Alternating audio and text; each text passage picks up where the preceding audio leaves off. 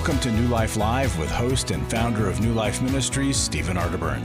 New Life Live is dedicated to transforming lives one at a time, thanks to the giving hearts of you, our listeners. Our goal is to provide you with wisdom from God's Word to give you hope and help in life's hardest places. If you have a question you'd like to ask today, our phone lines are open. Call 1-800-229-3000. That number again is 1-800-229-3000. Now here's Steve. Hello, it is not Steve. It is Becky Brown, and I'm so glad to be with you, and I'm glad you decided to tune in today. We are answering questions, and by we, I mean Dr. Alice Benton. Howdy, everybody. And Chris Williams, who is a licensed marriage and family therapist, right? Yes. I love it. Yeah. Well, I'm glad you guys are with me over there in California land, and, it's just an amazing time of technology. We can be connected all the way across and then to each person who's listening today. So we're really happy that you joined us today. But we were just talking about how stressed out a lot of people are, and maybe you are one of them. And Chris, you were so vulnerable in sharing why you're stressed out. You want to share that with the rest of the class? Because I'm pretty sure they can identify with that. Well, there's this trap that I fall into quite often, and that is the trap of opportunity. And the trap of opportunity is that I think for many of us, a person like myself who tends to lean towards on the Enneagram, where that's popular, or that's where people understand it, is a 3. It's kind of an achiever. And I like to achieve things, and so opportunity comes very welcome to me. But the limitation of it, or the danger of that, I'll say, is I overcommit myself. And so I take on more and more and more, thinking I can do it all. And it sounds good in the moment, but it just becomes too much. And so for some of us, especially, I notice this with us achievers type, we're driven by this internal fear of not enough. And so oftentimes that can link back to our childhoods and link back to some deficiencies in our life. And so how we overcompensate by that is oftentimes ending up doing too much. And so there is this unending pursuit or discipline, and I think it's deeply spiritual, to my work is finding rest in God. Right. You know, when I think about Matthew chapter 11, when Eugene Peterson translated that in the Message, he uses this phrase that I was wrestling with this morning, and that we would discover the unforced rhythms of grace. And I think for many of us, myself obviously included, as I'm trying to force things and put things on and more, and I haven't remembered to take on the yoke of Jesus, which is easy and light, and to find rest in him, and then to discover those unforced rhythms of grace. That'll preach every day and all day, Chris, because I think the recognition of how much we are loved and treasured by God will give us that clarity of what it is that he has for us to do each and every day. And I know a lot of our listeners, we get stuck in whatever the trouble is that we may be dealing with. And it could be we're overwhelmed by a family situation, or maybe it's financial, maybe it's health. And we lose sight of the fact that God loves us, he cares for us, and he will provide a way forward. But trusting him is hard for some folks. It really is. And in the whole Mary and Martha story, I think we get lost in what is obvious, hiding in plain sight. Hiding in plain sight is that Jesus' critique of Martha is that she was concerned about many things. He didn't say what those things were. And he said that Mary chose one thing, and it was better. And today I'm challenged with choosing one thing and choosing the better. That's a good reminder. And we're going to choose some calls after we come back from this break, which I'm looking forward to. We have workshops. We have resources. We have a call center, people who will help you in your time of need to move forward in your life. And that's what we're here for. We're New Life. That's what we want for you to experience. So we'll be right back. We're going to take some calls and help some folks find a new life. I came into this thinking that my husband was the cause of many of our issues. The New Life Intimacy and Marriage Workshop is coming to Dallas, Texas, October 15th to the 17th. But after learning about our attachment styles, I understood how our past hurts were playing into our present problems. Join Steve Arterburn. It's been a dream of mine for a long time to help people to grow more intimately together, and we believe that everybody has room to grow in the intimacy level of their life. And Milan and Kay Yurkovich. We help couples understand how their attachment style is sabotaging their current relationship. And then we teach them how to create comfort in a relationship. And New Life's group counselors will help you focus on the area that will benefit your marriage most. To register or to find out more, call 1-800-NEW-LIFE. Here at this workshop, we had our first ever conversation without yelling, blaming, and accusing. 1-800-NEW-LIFE.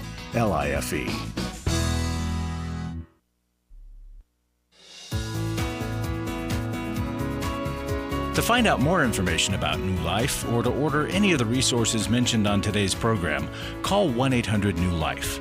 Now back to New Life Live. Welcome back, and I want to say hello to everyone who's watching on our YouTube channel. That's where I watch most of the time if I'm not here. And I would encourage you to subscribe, to share, and share that with somebody else so that maybe they can have a new life as well. It really makes a difference in getting the word out about New Life. I wanted to also remind you we're having our Intimacy and Marriage Workshop next weekend in Dallas, and there is time for you to sign up. We're getting towards the end of the year, and I want to encourage you, if your marriage has not improved this year, it's not too late to fix it. It's not too late to begin that process. Call us today, 1-800-NEW-LIFE, or go to newlife.com and register to be part of Intimacy and Marriage. It could make all the difference in the world. Becky, go ahead, I Alice. gotta just highlight that. What a great question. Has your marriage improved this year? Because most of us only think about, has it remained the same or not gotten worse? But has your marriage improved this year? And that weekend always improves marriages. Right. There's a couple that they usually do at least one thing a year, and this is one of those things to address their marriage. When you have a car, you are going to do oil change, right? Or you're going to put gas in the car. But how many of us will go into marriage and never think another thing about how are we going to build into our marriage? And intimacy in marriage is a game changer. Well, a marriage changer. We're going to talk to, we're going to talk to Walt, who watches us on YouTube. Hi, Walt, and he's calling us from Durant, Oklahoma. How can we help you today, Walt? Hi. Well, thank you for taking my call. Chris was talking about something that is stressful to him. Well, what I'm about to say is stressful to me, and I hope I can get it out clearly enough. I am a Christian, but I do struggle with sin, and I have for years. And most of my Facebook friends have known me for years, and they know my history. Well, lately, here in southern Oklahoma, there's been a lot of scriptures shared on Facebook and a lot of spiritual things. And I feel like I need to be sharing those. And one of my friends that I've known since she was a little girl, she's in her 30s now, and I don't know whether she was saying this to me or not, but she posted on there, why don't you just try being nice to people instead of sharing Bible verses that you don't even live? And some of my friends, Jesus said, if you deny me before men, I'll deny you before the Father in heaven.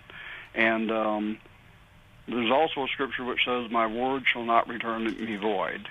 And if I don't share these things, am I in a way denying the Lord? But if I do share them, am I coming across as a hypocrite and one who is bombarding people? That's a good question, Walt. Let's see what Chris and Alice would offer you. Hey, Walt, how much time do you spend on Facebook? I don't keep track of the minutes and hours. I'm on it. I'm not on it morning, noon, and night just constantly. I have other things to do. But I do check it. Usually when I first get up in the morning, I check it. I live a little ways from my family, and it's the only way I have to keep in touch with them. So I'm on it morning, noon, and night. If I had to put a time on it, I'd probably say about, I don't know, let's just go with 2 hours a day. That may or may not be accurate. Now, total. For the whole thing. Yeah, no problem. I asked that question as just a point of awareness, and it's this, is that Facebook is not intimacy. It's not connection. There's not a whole lot of vulnerability in that, and so, but everyone gets an opinion. Everyone even gets a perception. But so much of that is not based in reality. And in reality is the kind of totality of our lives. And that's why if our relational life gets hijacked to social media, we become less and less of a person, and we become a persona. And that it's in that persona that we get really lost. And I see it all the time. I mean, I fall into that trap. And so it's really important that those who get a say in your life have earned the trust to get to know you, who have listened to your inner struggles, listened to and seen your gifts, and understand that you know, you are not going to deny Christ, and Facebook is not your litmus test. Christ is in you. I can hear it in what you profess and what you're going after. But Christ also asks us to be in this relationship with Him, with others, and with ourselves. And that is the greatest commandment. It all speaks to closeness. We can't love, and we're actually, before the show, talking about a verse, a section of Scripture in Romans chapter 12 that talks about loving sincerely. I'm going to tell you that the medium of social media makes it darn near impossible to love sincerely. Loving sincerely happens face to face. And so I just want to encourage you to cultivate close relationships in your geography. Well, and I want to hear what you have to say, Alice, since you just wrote that book on how, social impacts us. But what would you offer to Walt? Well, Walt, to your question about how we're called to share Christ, because we are. And it is a commandment that we would live the way that Christ did, that we would obey Him. And the most powerful way to do that is through loving one another. So when you were touched by what your friends said, you were stirred by it, try being nice versus just sharing Scripture. It is easy to protect ourselves by putting forth a front and by being preachy sometimes and putting our best foot forward. It's much harder to do what you started the call with, which is to confess, I'm a sinner and these are my particular sins, and to go into detail with safe people in our lives. So because her words touched you, I would encourage you to pray about, are you sharing your struggle enough with people in your inner circle? Because people admire our knowledge of Scripture. It sounds impressive, and it is. And it's important to memorize Scripture, but it must be balanced with vulnerability. And we minister to people better usually by our confession rather than by our preaching. How do you react, and what do you feel, Walt, hearing that from me? Relief and agreement, because I'm one that I don't want somebody bombarding me with their faith, even if they mean well, but if they will be open and honest and vulnerable, and really try to connect with me. The problem, I live out here in the country, miles from my family and friends. And with COVID, one of my grandsons had just had COVID, and he was over it, but I wouldn't even take a chance going to his birthday party, just to be on the safe side. And I think COVID, what she's reminding you, though, Walt, is this is your way to connect. However, there are going to be people who respond to your comments that don't know you, don't know your heart, and so it's that judgment of, just that release that she's had this reaction, and maybe there's a conversation if it's somebody that's close to you. But back to your comment, Chris, about the whole structure of social media is this presentation. And so the fact, Walt, that you're asking about how you are presented is just affirming what you're talking about, Chris. Go ahead, Alice. Well, when we're stirred up by what somebody says, but we don't know, was that directed to me or not? It's good to take the brave step to privately check in with that person. Do you ever feel like I'm not being nice to you, but I'm sharing Scripture with you? to find out, was that intended for me or not? Because we can get stuck in the assumptions. Right. And I want to make a broad statement about social media as a caution to all of us. We're drawn to social media in our loneliness and our isolation, like you're describing, Walt.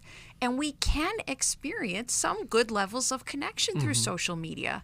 But when we get into hours per day, and it's our sole means of connecting with people, it actually increases loneliness and a sense of being disconnected. So I love being on Facebook myself. I do it too, Walt, on a daily basis. But it must be only a supplement to engagement with people one-on-one and in person, if at all possible. That's right. Well, thanks for the question, Walt, because that is a big part of us. We're going to send you a copy of The Soul of a Hero. I think that'll encourage you. That's good. When I think about this past week where, it was down for 6 hours and literally worldwide people were in a panic. and it's interesting how it has really changed the way that we communicate and the way that we have community. There's a lot of important things that happen because of social media. I'm with you, Alice. I enjoy connecting with people, and obviously you guys know that. But I also am ministered to through different ministries. New Life is one of them. I would want you to follow and share New Life. But I just think it's a really good. You have to have that perspective in place, and it's a challenge. And our soul is designed to be nurtured by being known and being loved. But the trick of social media, in any platform for that matter, of invulnerability, is that we end up being perceived instead of known. And perception is a cheap substitute for being known. We also can easily be admired rather than loved. So again, admiration is a cheap substitute for love, and perception is a cheap substitute for being known. We've got to be known and loved. Well, that was worth tuning in for today, Chris Williams. I'm writing that down there. right Me right too. now. I always take notes when Chris is talking. Okay, so we're going to go to another call. Thanks, Walt, for bringing that up. Mary is calling us from Fredericksburg, Virginia, listens on WAVA. Hi, Mary. We are so glad you called. How can we help you today? Hi, thank you for taking my call. So my 25-year-old daughter has told my husband and I that she thinks she's gay.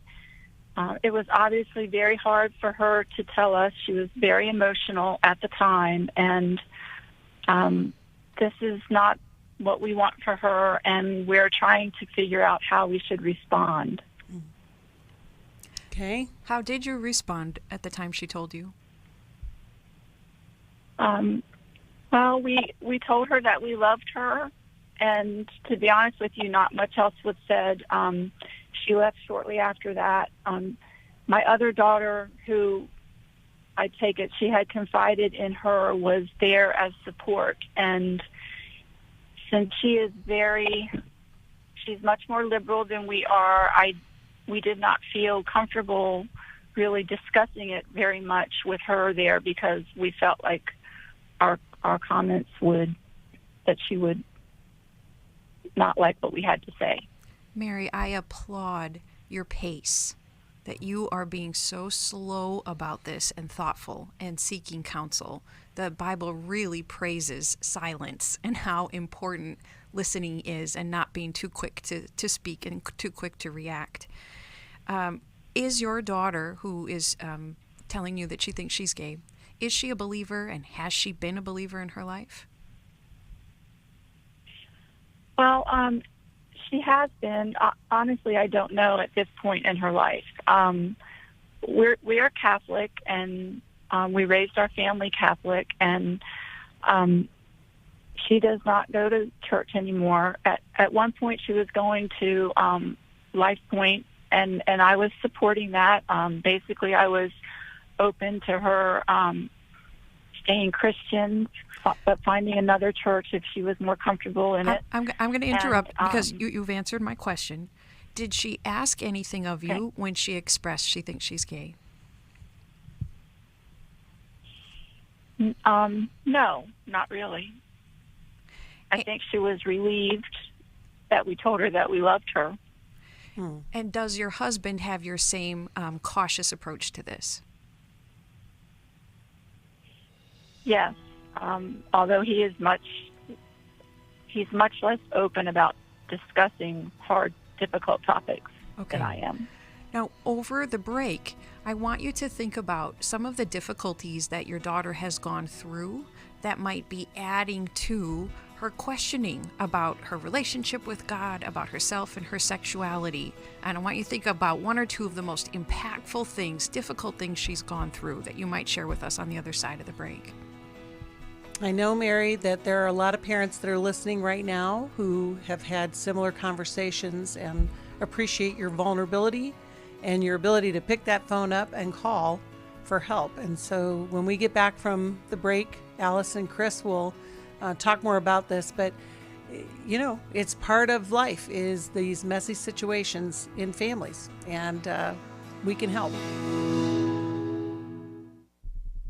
My husband's been addicted to porn since he was 10 years old. I found out about 9 months into my marriage that he has a porn addiction. My name is Shelly Martinkus, and I want to personally invite you to the Restore Workshop. If you have been affected by betrayal, it might be that your husband has been looking at pornography, it might be an emotional, physical affair. I would love for you to come join us. Restore has empowered me and has given me the tools to work through my anger, work through my pain, work through my confusion, and help me realize that I am worthy. Being here and being surrounded by people who get it has given me my power back. Please don't hesitate. Pick up the phone, call 1-800-NEW-LIFE.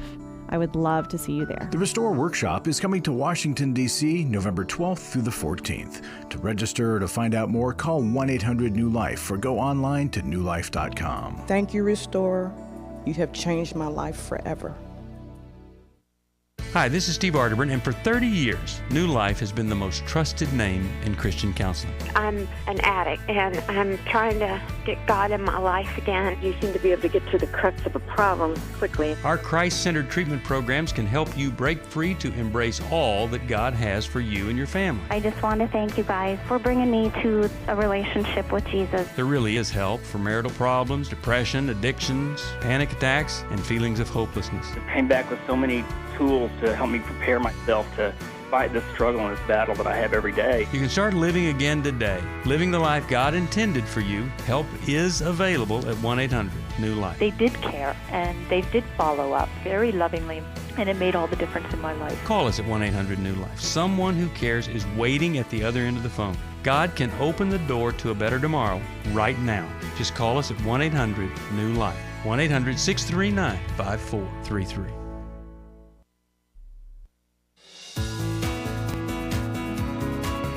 We'd love to hear from you. If you have a question or a comment, call toll-free 1-800-229-3000. Now back to New Life Live. Welcome back. We are so glad you are here. And by we, it's Dr. Alice Benton, Chris Williams, and myself, Becky Brown. And we are talking to Mary. And Mary's daughter came to her and her husband, along with her sister, to just express that she thinks she's gay. And this is just a family conversation at this point. Alice, you want to follow up with what you had asked Mary about? Mary, did you think about a difficulty your daughter has been through?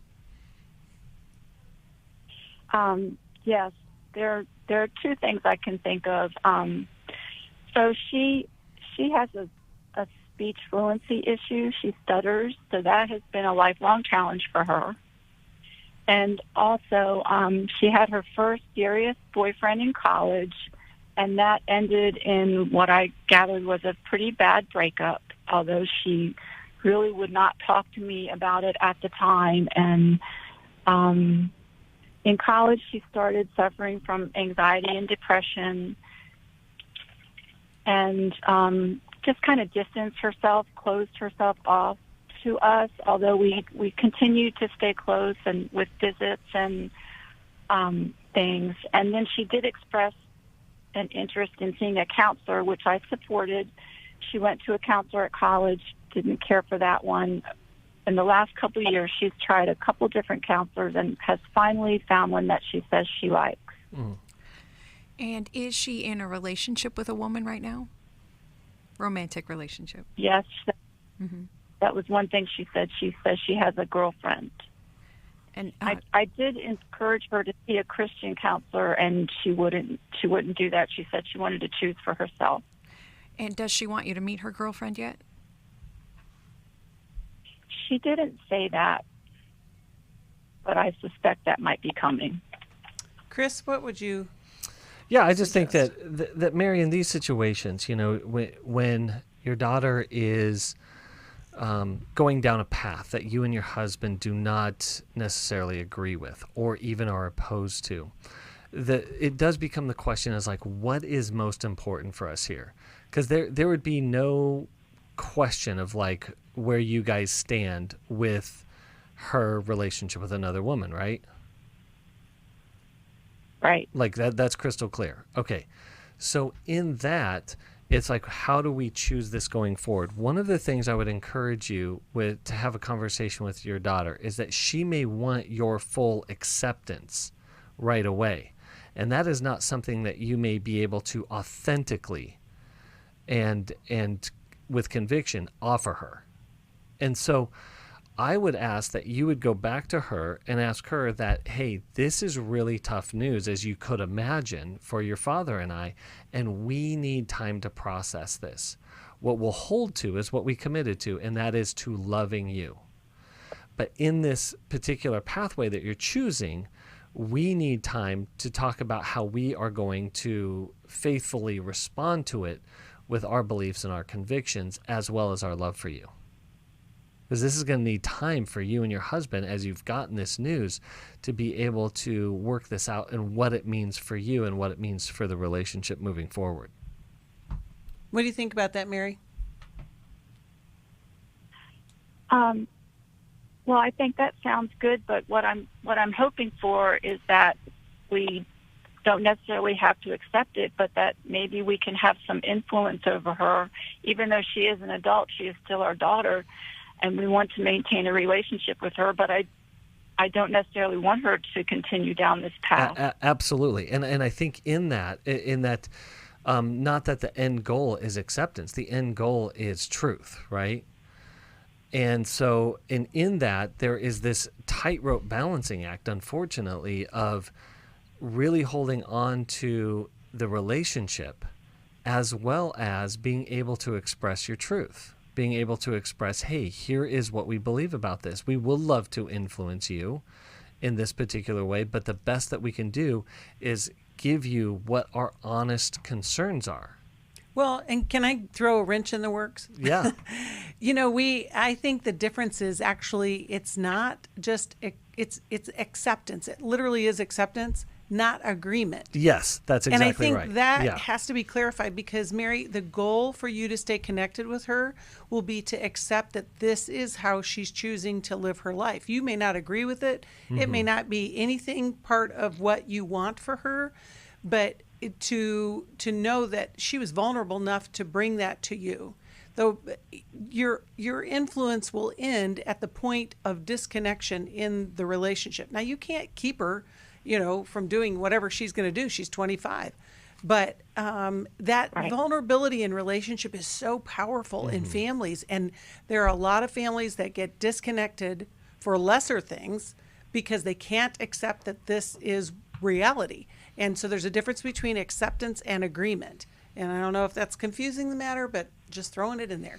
And I think that it is okay to restate, we want God's will for your life, and we don't think a homosexual lifestyle is in alignment with God's will, but we'll love you through this, and we're open to conversation about it, and we're proud of you and glad that you brought it to us. And so we'll love you through this, but you know that this is not what we want for your life. Mm-hmm. Well, otherwise it would have been easy to come and tell you. I mean, that's why there's so much, stress around this. But Mary, we're going to pray for your family and for this situation. And like I said before, there's so many families that are going through similar situations for different reasons. It's not just this topic. And I think acceptance is the answer to all my problems today. It's just that awareness that this is a thing. And what do I need to do to move towards healing, to move towards connection and resolution? It's always something. It's always something. We're going to be right back and continue to answer your questions.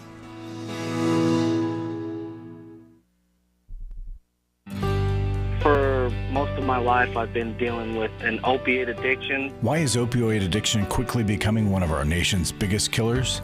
Maybe it's because it isn't only those who are addicted who are in denial. We did what I see so many parents do, is it can't be an addiction.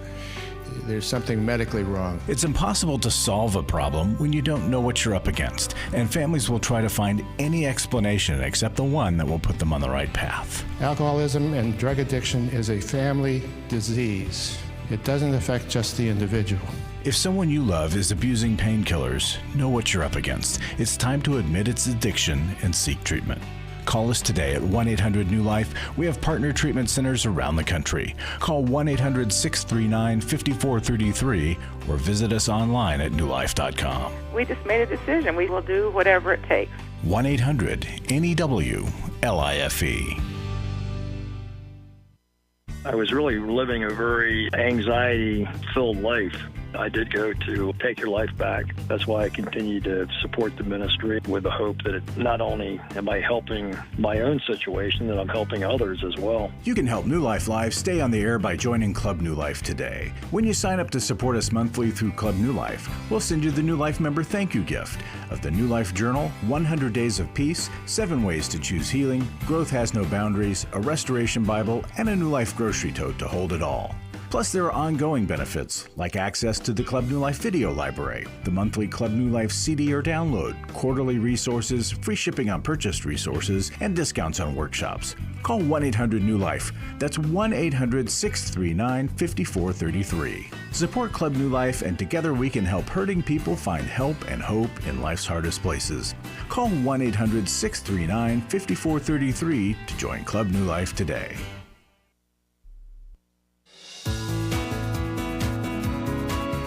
We're glad you joined us for New Life Live. To be a part of the program, call 1-800-229-3000. Now back to New Life Live. Welcome back. And, you know, it's always a big day when the boss shows up.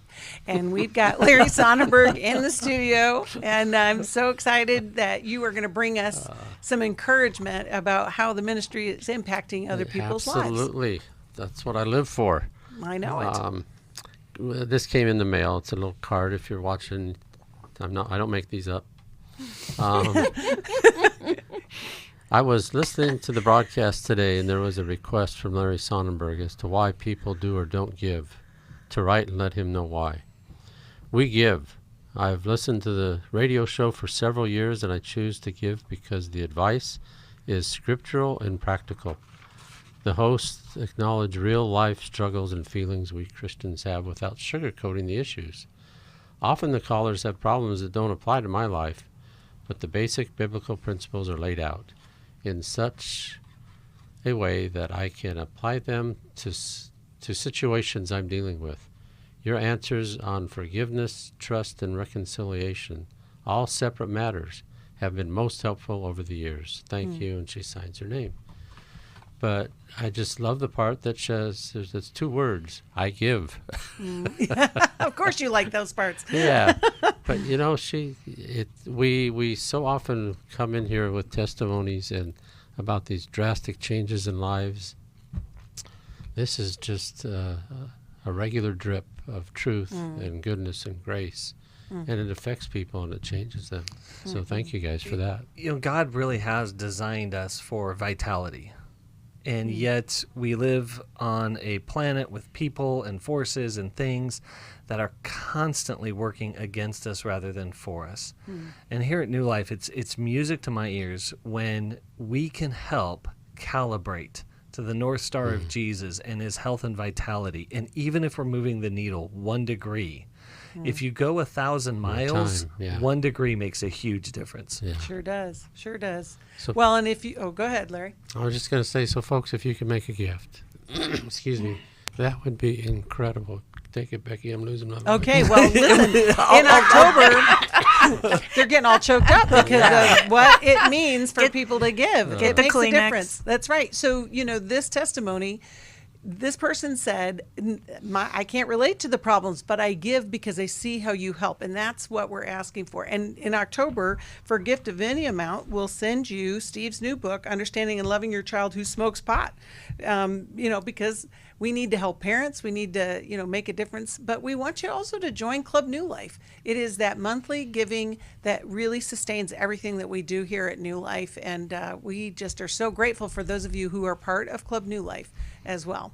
And we want you to understand and love your children whether they smoke pot or not. We do. But this is just one book. So thank you so much. Oh, my goodness. Thanks for stopping in. We are going to talk to Stephanie, who is calling us from Allentown, Pennsylvania, WBYN. Hi, Stephanie. Thanks for calling. How can we help you?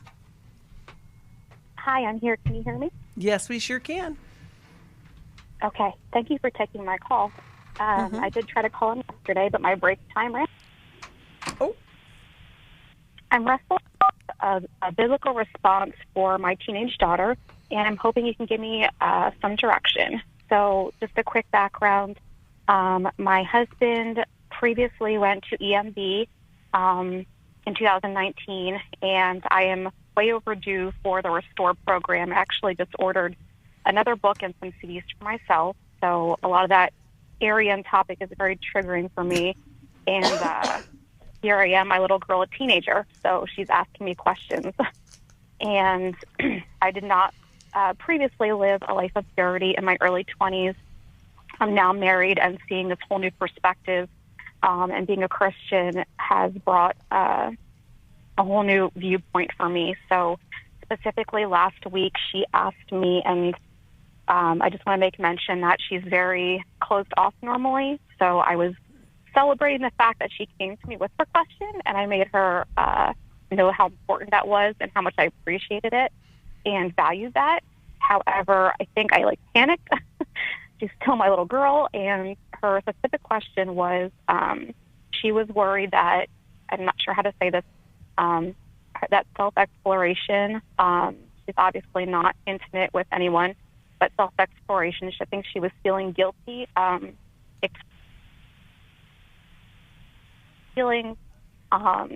think she was worried that that was equivalent to maybe having intimacy outside of or before marriage, and was that condemnable? And I just kind of responded to her that, exploring your own self and how your body works is okay. But then I kind of went into a conversation about during those time frames what lust looks like from different angles and how it might affect her future relationships, if it goes, becomes a stress reliever or something that's overly frequent. I just really kind of fumbled over my words as I am now, but again, thanked her and asked if I could maybe think a little more about it and come back to that topic. So I'm hoping you can give me some direction that, number one, gives her that that fact that sexual impurity can lead to things that are destructive down the road if it's not taken seriously, but I also don't want her to feel ashamed in any way for coming to me or wanting to know more about herself. That's where I'm at. Stephanie, I want to speak into your anxiety, because I think you're a rock star mom. Me too. Me too. You did a great job with that. You sure did. Tell me about that anxiety that you didn't do it right, and how high your anxiety can peak about that. What's your fear if you don't do it the right way with your daughter? That what will happen?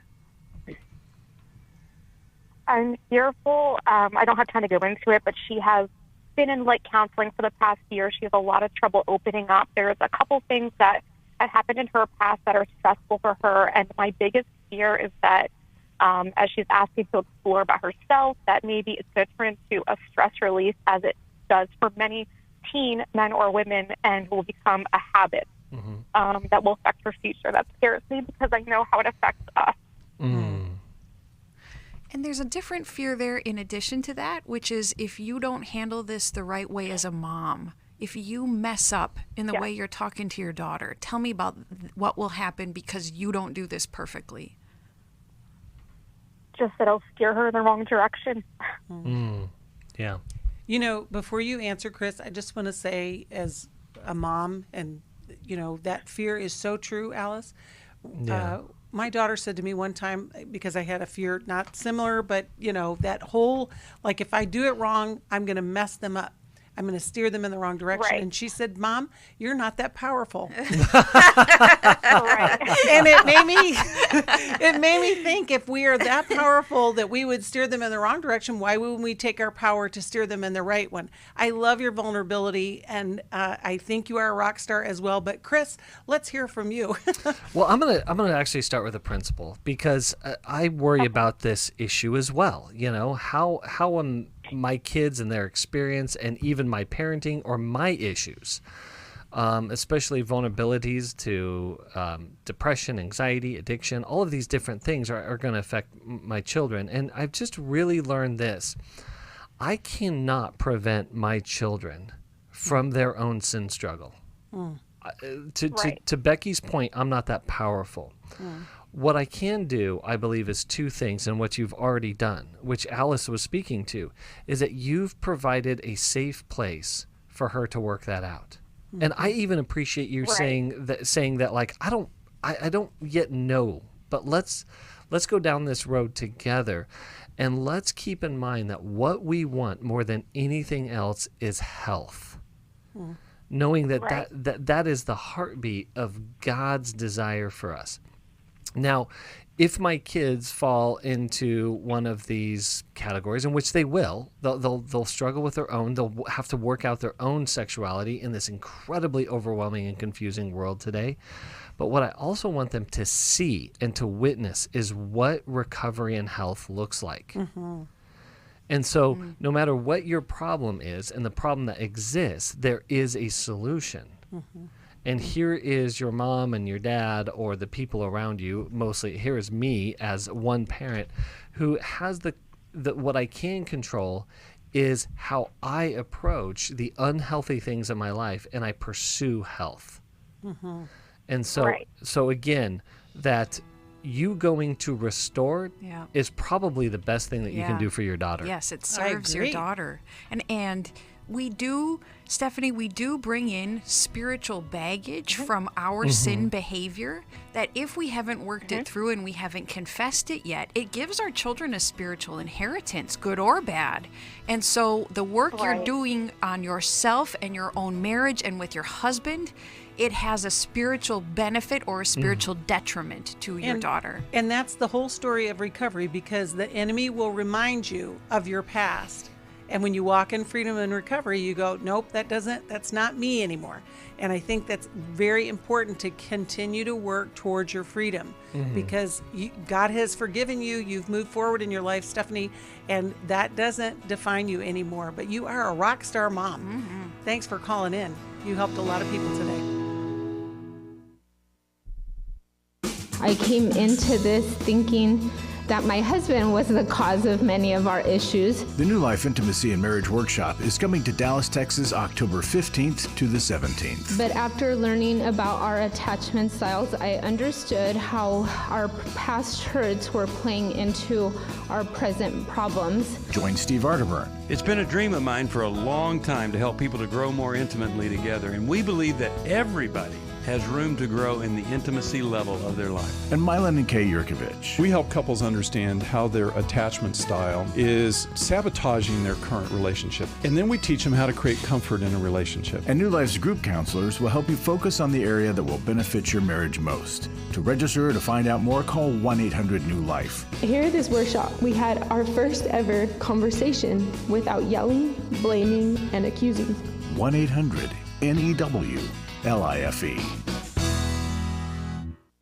Hi, this is Steve Arterburn, and for 30 years, New Life has been the most trusted name in Christian counseling. Your ministry has saved my life. If you struggle with emotional hurt, family or marriage problems, the pit of depression, or the pain of addictions, we can help. I'm down 100 pounds now from what I was. You guys are awesome. You're a blessing to America. Our treatment programs provide clinically appropriate solutions from licensed professionals, all in a biblical framework. I have had problems with alcohol. I think God has ordained this place to be His. You don't have to be a prisoner of your pain. Help is available at 1-800-NEW-LIFE. She tells me that I'm a new man, and I feel like a new man. It worked for me, and it can work for them too. This time it is different. If you're ready to take the first step toward genuine spiritual and emotional healing, please call us today at 1-800-NEW-LIFE. God can open the door to a better tomorrow right now.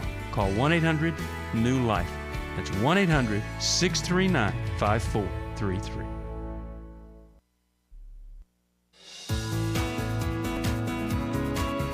To find out more information about New Life or to order any of the resources mentioned on today's program, call 1-800-NEW-LIFE.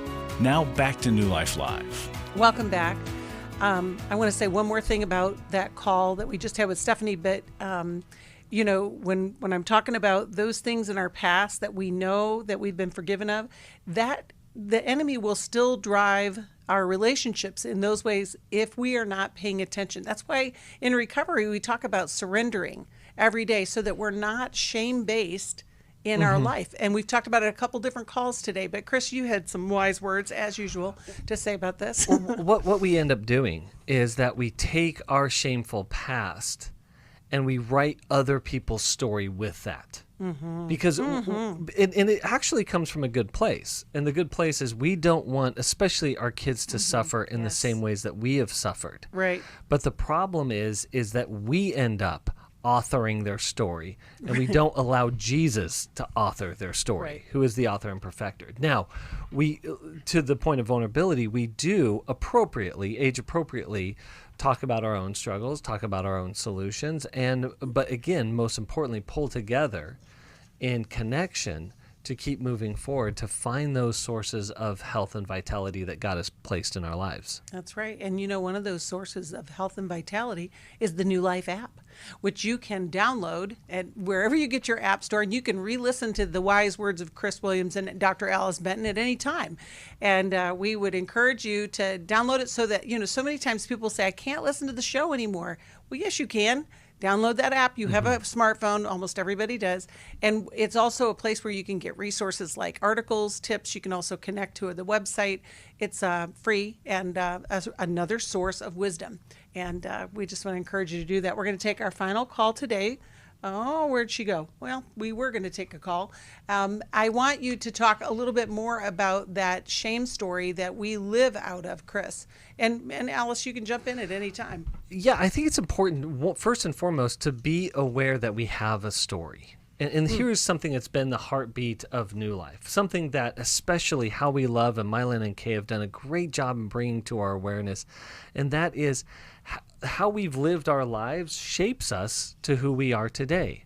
So knowing what has shaped us, and one of the great disciplers, one of the great negative disciplers of us is shame. It's the enemy's greatest weapon against us. Is the scripture tells us that the accuser accuses the beloved day and night. He doesn't, for lack of a better term, shut up. Yeah, I had somebody gave me the acrostic for shame that says, should have already mastered everything. Wow. You know, that shame operates from that place that we should have known better, should have done better. And, you know, if we knew everything, we would have, but we don't. And God's solution to shame is confession.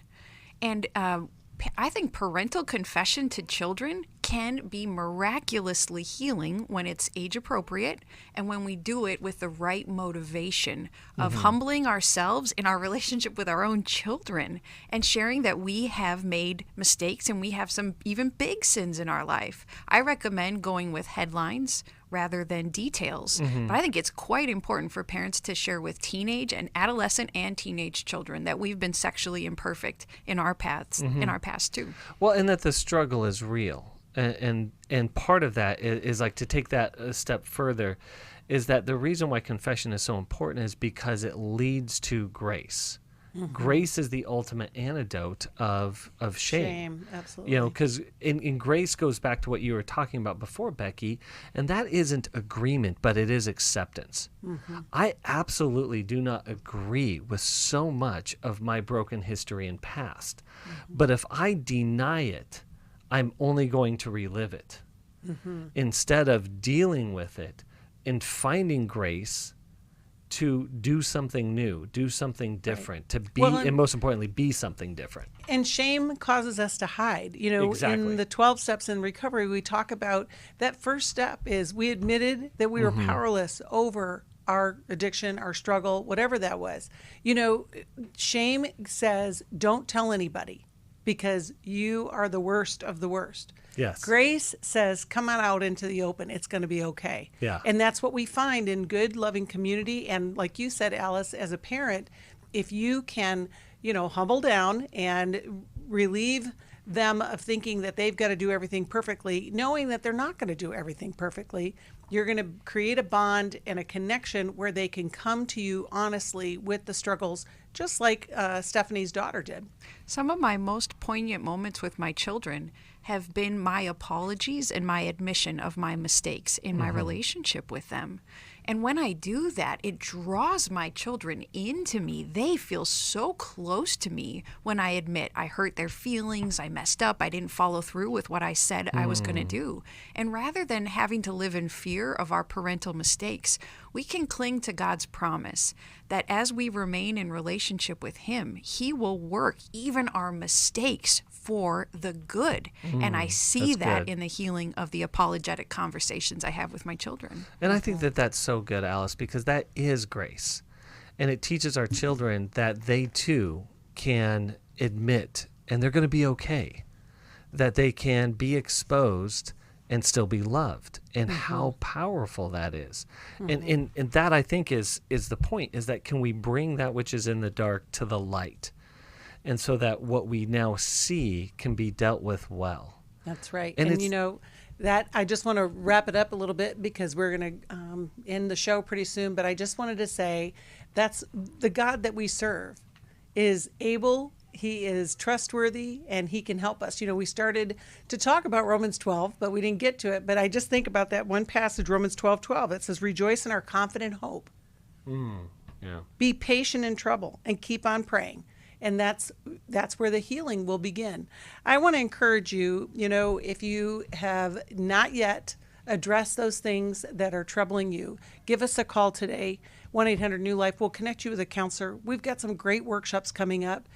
We already mentioned the Intimacy and Marriage Workshop for couples. It's going to be in Dallas. We also have the Restore Workshop, which is for women who have experienced betrayal in their life. And that is such a powerful weekend where you can find your herd. You find the people who have lived in those same places where you thought nobody but you had experienced that pain and that destruction. There is hope and there is help. We also, one of the things I get to do here at New Life is work with the Life Recovery Today TV program. And if you haven't checked that out, you can do so at liferecoverytoday.net to catch up on the past episodes, but it's on the NRB network every Thursday at 11 a.m. And Steve interviews people from all across the country who are working in recovery, whether they're leading a group or whether they tell, and most of them are telling their own story as well. And it's just that encouragement that we all struggle and there is a hope. And God is that great hope, and He works through so many different people and through different processes. Recovery is a great way to live your life. And so as we wrap up with these last few minutes, Alice, Chris, any closing thoughts? I think my closing thought is just our mission here, and that is we work endlessly to offer hope and healing in life's hardest places. We will, every single one of us will find a hard place. It's our entrance fee to living on this planet, this side of heaven. And we all need hope. We need healing. So please, as we talked about before, the best thing that you can do for the people around you is get into a healing and growth process. And if you realize you have sins that you've not brought to God or other people that haven't been forgiven, or trauma that hasn't been processed yet, sometimes the first opening is calling the New Life show. Yes. And will help you get on the rest of the path with that. Yeah, that's a hard first call, but buddy, it makes such a difference in the rest of your life. And we want to encourage you, pick up that phone, give us a call, 1-800-NEW-LIFE, or go to newlife.com and connect with us today. Thanks for listening. God bless you all. Thanks for listening. We hope this program has helped you by giving you insights for handling the challenges you face in your life. We want you to know that we're here for you, but you also need to know that New Life Live is a listener-supported ministry. To make your donation or to get any of the resources mentioned on today's program, call 1-800-NEW-LIFE. That's 1-800-639-5433, or write to us at New Life Ministries, P.O. Box 1029, Lake Forest, California, 92609. Please join us again on Monday for New Life Live. Hi, thank you for watching New Life Live. You know, New Life Live is a Christian counseling program where we deal with the hard questions about life, relationships, kids, free choice, freedom of will, whatever. It's all right there on New Life Live every day, every weekday, 1 p.m. Eastern, 10 a.m. Pacific. If you want to call into the live broadcast, you can find the schedule on newlife.com or click the social media link right below. You can see every episode of New Life Live on the New Life YouTube channel. Watch it with a friend, watch it later. Be sure to subscribe and hit that bell so you'll never miss another episode. So if you want to listen on the go, download the app. The link is right below. And I hope if you need some information, if you want to get some help, you'll call us at 1-800-NEW-LIFE. And I'll see you next time.